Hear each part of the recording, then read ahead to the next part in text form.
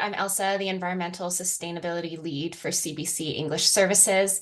I'm sitting in a white room with some plants behind me. I have glasses and black hair with bangs, and I'm wearing a blue t-shirt.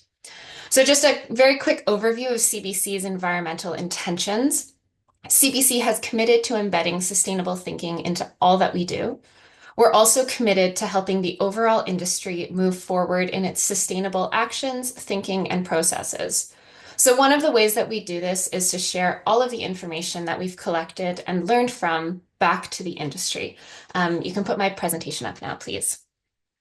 So building off of the importance of us information sharing, I'm here to talk to you today about the report that we came out with in January. So this is our second report that addresses carbon emissions in the Canadian industry. A little bit of background: since 2021, we've required all of our productions to calculate their carbon footprints. This report is a result of all the calculators that you started and finished in 2023 and 2024. Clearly, we couldn't have collected this information or come out with this report without your help in your measuring and recording, so thank you so much. Next slide, please.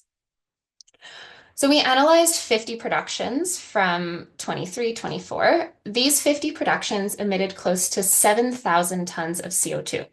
On average, these productions emitted around 24 tons of CO2 per hour. To put things in perspective, 1 ton of CO2 is equivalent to a one-way road trip from Vancouver to Montreal. Next slide, please. So which production activities contribute most to production emissions? I think we can all see here that travel and transport is responsible for over 60% of overall emissions on productions. Materials are responsible for close to 16%, and filming spaces close to 12%. So I think that this graph really represents the importance of focusing our efforts on reducing the impacts of travel and transport on our productions, as reductions in this space will likely have the largest impact. I also want to say that our findings from this report aligned with BAFTA Albert's findings, as well as Radio-Canada, who came out with a similar report earlier this year as well.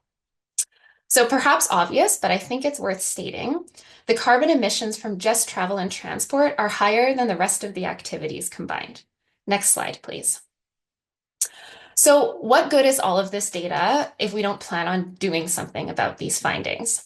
Some overall best practices to help progress your sustainability behind the scenes on your set are to involve cast and crew in the sustainability process from the very beginning. Make it clear that sustainability is something that you prioritize and want to talk about on your production.